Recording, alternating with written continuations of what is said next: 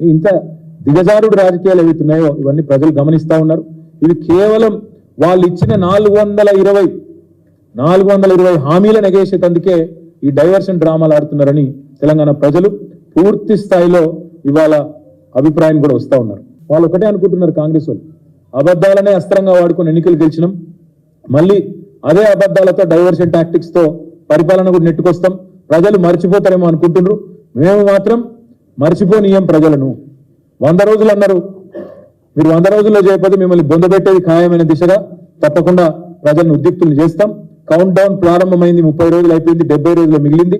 తప్పకుండా ఈ విషయంలో ప్రజల్ని తప్పకుండా చైతన్యవంతుల్ని చేస్తాం. మొట్టమొదటి హామీగా దళితుడే ముఖ్యమంత్రి అని చెప్పారు. 10 ఏళ్ళైనా కూడా మరి మీరు దానికి పూనుకోకుండా మూడోసారి కూడా మీరే ముఖ్యమంత్రి కావాలని చేసినటువంటి ఈ మోసం ప్రజలు మర్చిపోలేకనే అన్ని వర్గాల పార్టీ కాంగ్రెస్ పార్టీ అని కాంగ్రెస్ పార్టీకి అవకాశం ఇచ్చారు. 10 ఏళ్ళు దోచుకున్న దోపిడి దొంగలు మీరు అని ప్రజలు గ్రహించే మీరు 420 అని ప్రజలకు తెలుసు కాబట్టే 2004 నుంచి 14 వరకు ప్రజా సంక్షేమాన్ని గుర్తుపెట్టుకున్న ప్రజలు తెలంగాణ ఇచ్చినటువంటి కాంగ్రెస్ పార్టీకి అవకాశం ఇచ్చారు.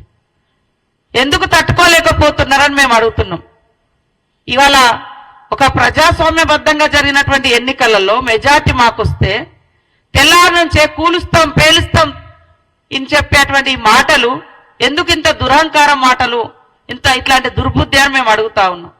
కాబట్టి 420 మీరు ఇచ్చినటువంటి హామీలు అమలు చేయకుండా 10 సంవత్సరాలు ఇష్టానుసారంగా గడీల పాలనను గల్లీ బిడ్డల మీద రుద్ది ఎంజాయ్ చేసింది మీరు.